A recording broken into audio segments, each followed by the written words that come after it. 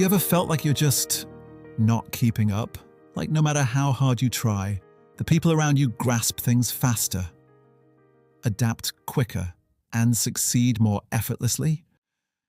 Maybe you've even whispered it to yourself, I'm just not smart enough. If that resonates, this story is for you.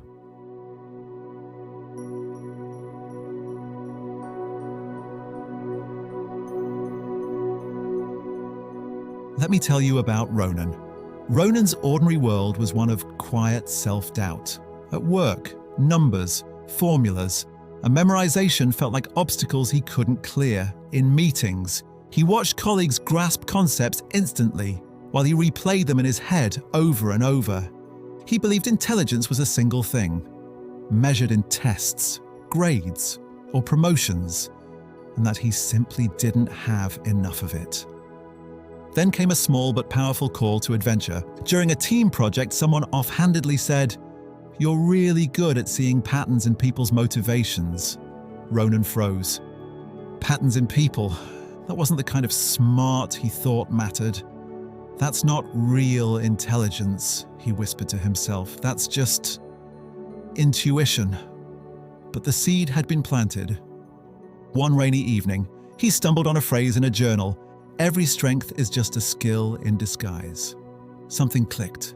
Maybe intelligence wasn't about fitting a mold.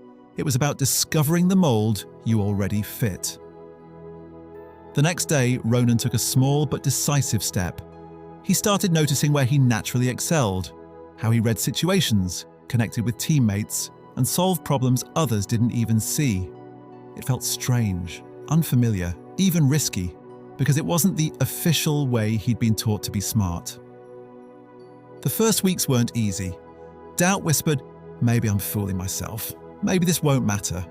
Old comparisons crept back, measuring himself against those who thrived in logic and numbers. But allies appeared too, people who valued emotional insight, creativity, and relational problem-solving. Slowly, a new rhythm emerged. The real test arrived.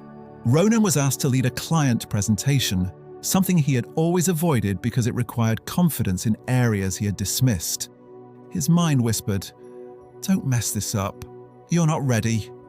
But a steadier voice said, "Now, this is your chance to use what you're really good at." And he did. He led not with formulas, but with clarity, insight, and connection. The room responded.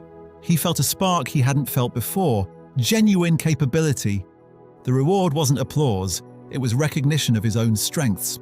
Ronan saw himself reflected in his work in a new way, realizing he had been underestimating his intelligence all along.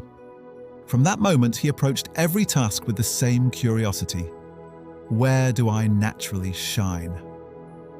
Soon, his perspective began to ripple outward. He mentored others, encouraging them to explore their unique abilities instead of trying to mimic someone else.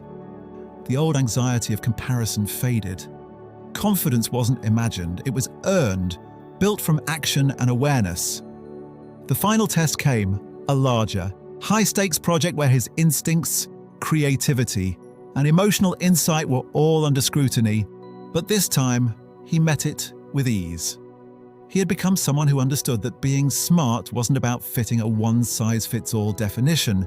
It was about knowing and using your own superpowers. Ronan returned from this journey carrying an elixir, the knowledge that intelligence is diverse, nuanced, and often hidden in plain sight. True smartness isn't memorizing more facts or solving every logic puzzle faster than everyone else. It's identifying where you naturally shine and using it fully. So here's the reflection. What if your doubts about being smart enough are really just a sign you've been measuring yourself by the wrong standards? Where might your natural strengths be quietly waiting to show you a new path? And if confidence is earned, not imagined, what small step could you take today to see your own intelligence in a new light? Because sometimes the smartest thing you can do is finally recognize how smart you've always been.